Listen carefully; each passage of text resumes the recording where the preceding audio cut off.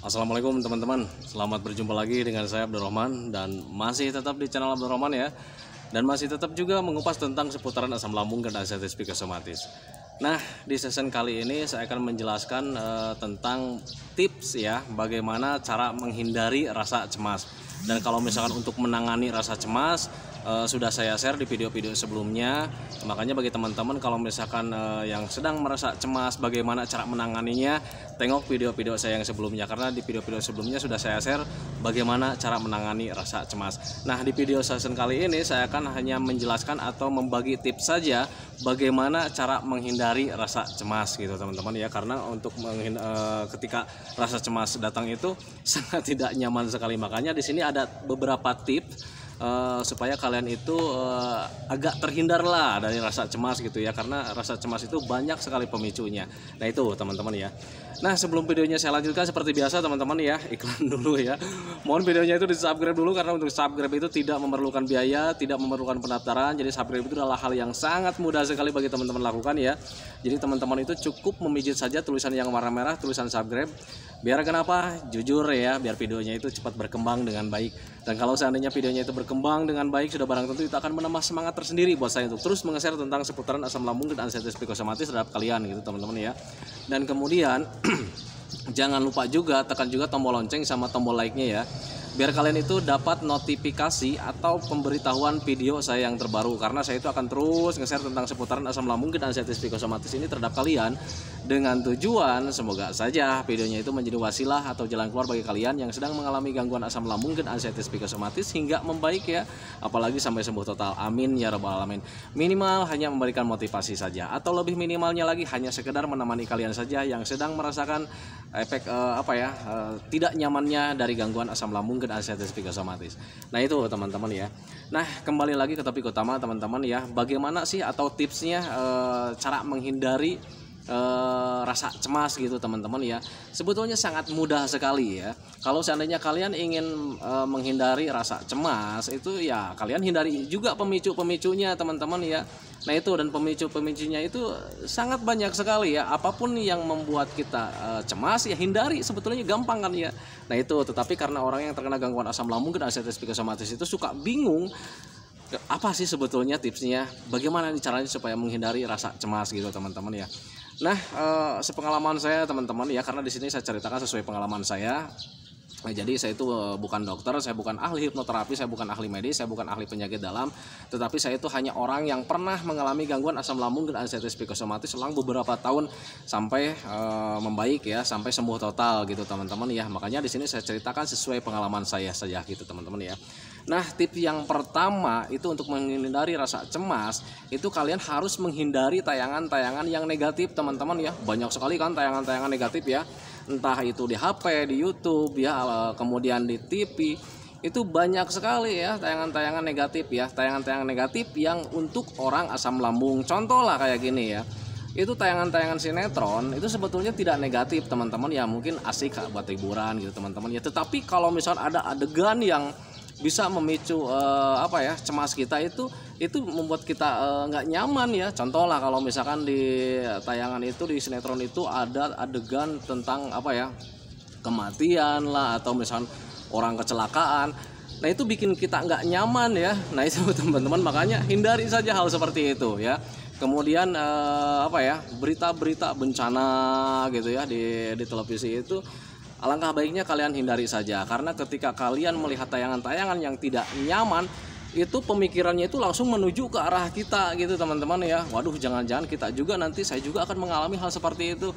Nah itu teman-teman ya, itu tayangan itu bisa memicu kalian ada cemasnya, ada was-wasnya gitu teman-teman ya. Makanya tipsnya ya hindari tayangan-tayangan seperti itu. Kemudian tips yang kedua itu menghindari obrolan-obrolan penyakit berbahaya teman-teman ya. Karena kalau misalkan kita ngobrol sama teman-teman gitu ya, kemudian ngobrolnya itu tentang penyakit yang berbahaya, itu seolah-olah pikirnya itu menuju ke diri kita sendiri teman-teman. Waduh, jangan-jangan nih itu juga nanti akan sama dengan saya. Nah itu ya, itu membuat kita cemas lagi, pikirannya banyak lagi.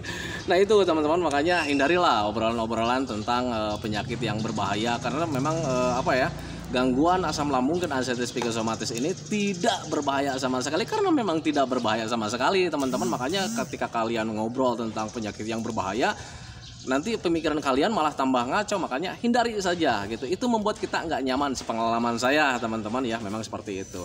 Nah kemudian yang paling utama tips selanjutnya itu stop mencari penyakit ya teman-teman ya, karena orang yang terkena gangguan asam lambung dan anxiety psikosomatis, jiwa penasarannya itu sangat tinggi sekali gitu teman-teman ya. Walaupun sudah dikasih tahu beberapa kali juga gitu, walaupun dikasih tahunya sama dokter sekalipun itu jiwa penasarannya sangat tinggi sekali. Karena apa? Karena rasanya memang sangat tidak nyaman gitu. Jadi emang benar sih gitu ini penyakit asam lambung gitu ya, kok rasanya begini gitu teman-teman. Akhirnya mencari lagi penyakit lagi gitu teman-teman. Ketika ada kebas di tangan, cari-cari di Google gitu, tanda-tanda kebas tangan. Kemudian ada pusing sedikit, cari di Google tanda-tanda pusing itu penyakit apa. Nah stop, hindari itu ya. Ketika kalian sudah diponis sama dokter gangguan asam lambung, ya sudah gitu ya teman-teman. Dokter lebih pintar teman-teman, dokter lebih tahu gitu teman-teman ya. Nah kenapa kok asam lambung bisa membuat pusing? Itu dampak dari gangguan asam lambung itu sangat banyak sekali teman-teman. Sensasinya cuma sedikit ya. Sensasi untuk gangguan asam lambung itu cuma sedikit teman-teman ya, rasanya gitu cuma sedikit. Cuman dampaknya banyak, bisa ke kepala, bisa ke tenggorokan, bisa ke perut, bisa ke tangan, bisa ke lemas, bisa ke buram, bisa ke berdengung telinga, bisa berat pungguk gitu ya. Banyak sekali dampaknya gitu teman-teman. Karena apa? Karena semuanya itu memang dari pencernaan. Ketika pencernaan kita terganggu, dampaknya sangat banyak. Nah itu teman-teman, makanya sadari ke sana. Stop mencari-cari penyakit ya. Sebab itu nanti akan membuat kalian bingung, membuat kalian itu nanti was-was, cemat, ini sebetulnya penyakit apa gitu ya. Nah itu teman-teman, pengalaman saya memang seperti itu. Jadi stop mulai mencari-cari penyakit. Kalau misalnya kalian sudah divonis gangguan asam lambung, ya sudah gitu teman-teman. Tetapi kok ada cemasnya ini? Kenapa asam lambung kan cuma lambung, tetapi kenapa ada cemasnya? Karena memang kalian tidak menginginkan rasanya gitu teman-teman ya.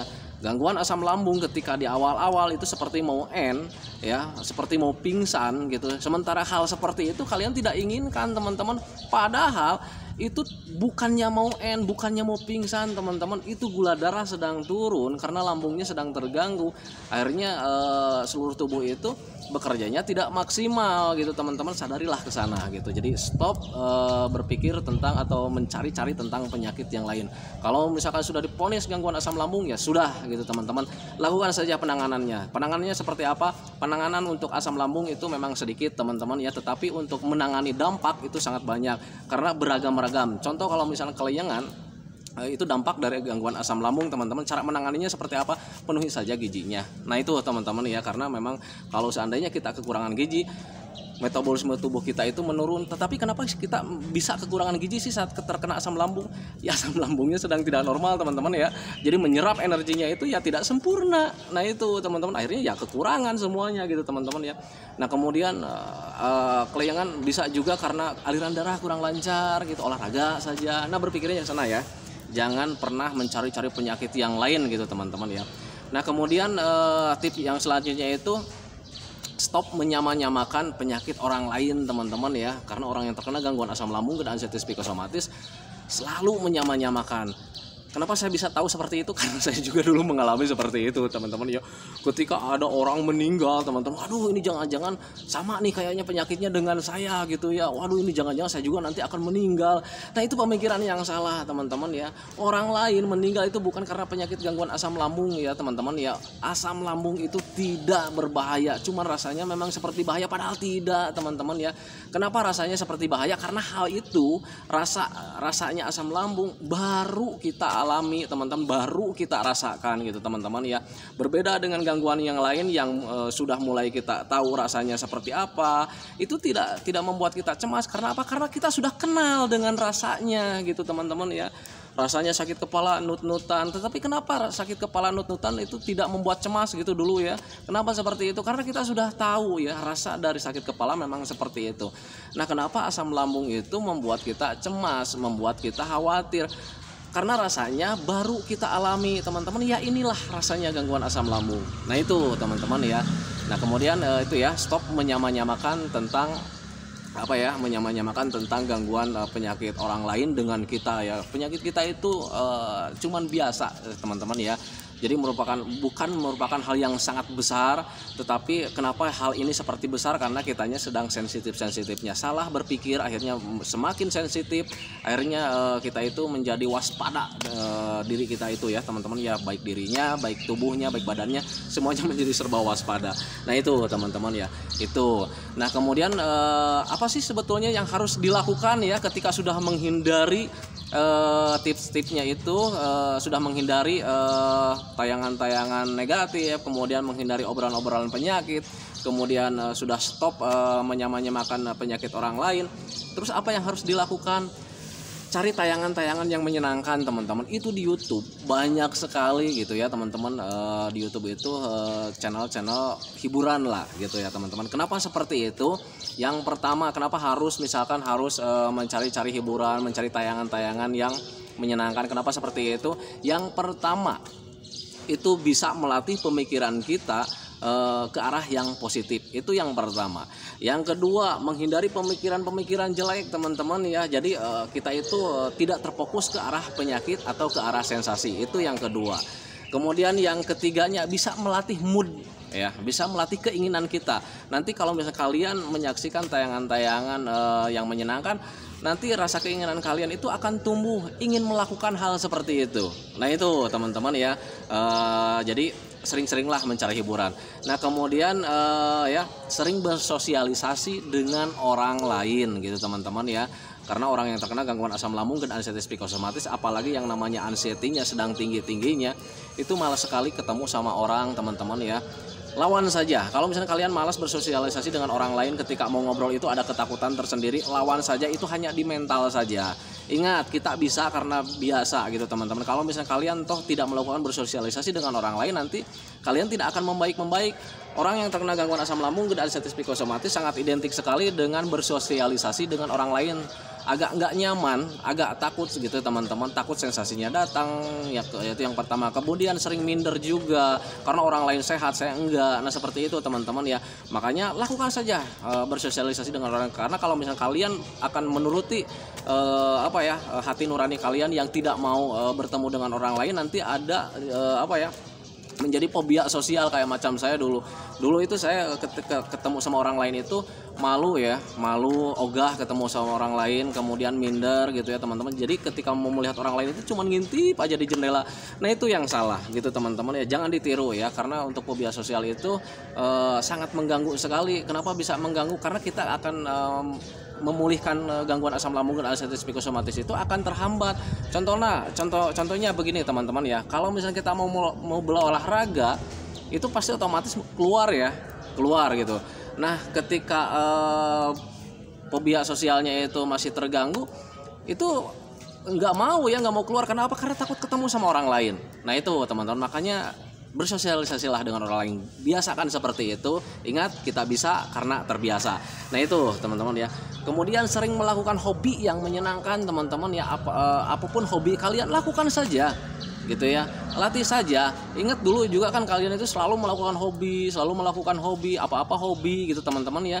Lakukan juga dari sekarang, biar itu menjadi pembiasaan lagi buat kalian gitu teman-teman ya. Biar kalian itu tidak cenderung berdiam diri di rumah gitu, selalu berpikir tentang penyakit, selalu berpikir tentang sensasi. Nah itu teman-teman, lakukan saja hobi yang menyenangkan. Nah hobi yang menyenangkan itu sangat banyak sekali manfaatnya teman-teman ya. Kita belajar fokus di hobi, pemikirannya stop gitu teman-teman, akan terhenti. Kemudian tentang berpikir tentang sensasi juga akan terhenti secara tidak langsung. Nanti pemikiran-pemikiran yang jelek itu sedikit-sedikit akan terkikis. Kenapa seperti itu? Karena kita sudah mulai terfokus sama hobi yang menyenangkan. Di awal-awal memang sangat sulit melakukan hobi yang menyenangkan, tetapi lakukan saja, terus lakukan saja. Cerita saya ini sebentar ya teman-teman ya. Dulu itu saya sering hobi menanam tanaman bunga-bunga kayak perempuan gitulah. Nanam bunga di depan rumah gitu teman-teman, nanam sayuran gitu. Nah, ketika terkena gangguan asam lambung dan anxiety psikosomatis, saya tidak melakukan hal seperti itu. Karena apa? Karena nggak hobi teman-teman. Jadi nggak hobi. Karena apa? Karena setiap hari selalu berpikir tentang penyakit, berpikir tentang keadaan, berpikir tentang sensasi. Nah, kemudian saya paksakan ketika sudah mulai paham, saya paksakan nanam Nah ketika bercocok tanam itu selalu hadir ya, rasa tidak nyamannya selalu tidak hadir. Tetapi nggak apa-apa, saya paksakan gitu teman-teman ya, karena saya sudah mulai paham saya harus bisa, karena saya bisa karena terbiasa. Jadi lakukan saja terus, akhirnya secara tidak langsung itu mulai itu besok harinya saya mulai ya besok nanam apalagi, kemudian apalagi kalau misalnya kita melihat tanamannya yang tumbuh itu ada rasa senang ya, kemudian ada mood lagi, ada keinginan lagi untuk menanam tanaman yang lainnya lagi. Nah itu teman-teman ya, nah ketika saya lakukan terus akhirnya terus itu tanpa saya sadari, tanpa saya minta, tanpa saya rencanakan, sensasinya hilang karena pemikiran tentang sensasi juga hilang, kemudian berpikir tentang sensasi, berpikir tentang penyakit juga hilang ya. Awal akhir secara tidak langsung ya kesembuhannya pun datang. Nah itu teman-teman ya, itu sepenggal kisah saya gitu tentang bagaimana cara membiasakan kembali lagi melakukan hobi yang menyenangkan. Nah itu teman-teman ya. Nah itu teman-teman video dari saya, semoga saja videonya itu menjadi wasilah buat kalian, semoga videonya itu menjadi jalan keluar bagi kalian yang sedang mengalami gangguan asam lambung dan anxiety psikosomatis. Nah titip pesan buat teman-teman, tolong ya bantu channel saya yang satunya lagi, channel Asian Village. Itu Asian Village itu channel saya juga, cuman di channel Asian Village itu hanya bentuk jalan-jalan saya saja ketika melakukan jalan-jalan ke sawah, ke bukit-bukit gitu teman-teman ya. Nah kenapa di situ di channel Asian Village itu tidak ada tayangan-tayangan tentang penyakit, itu hanya seputar jalan-jalan saja, hanya menikmati alam terbuka saja, dan semoga saja itu bisa menambah rasa syukur saya terhadap Allah Subhanahu wa taala karena telah menciptakan dunia ini begitu indah. Nah itu teman-teman, dan semoga saja video jalan-jalan saya juga di Asian Village itu menjadi motivasi buat kalian bahwa orang yang terkena gangguan asam lambung dan anxiety psikosomatis bisa sembuh total tanpa obat dan bisa kembali lagi kayak dulu lagi, bisa normal kayak dulu lagi. Nah itu teman-teman, semoga saja kalian terpicu ya semangatnya, kemudian ingin bangkitnya, kemudian rasa ingin sembuhnya apalagi gitu teman-teman ya. Nah itu, nah makanya bantu ya channelnya Asian Village, tolong di subscribe karena untuk Asian Village itu jumlah subscribernya baru sedikit, belum nyampe 1000 lah, jadi belum bisa dimonetisasi, belum bisa diuangkan teman-teman ya.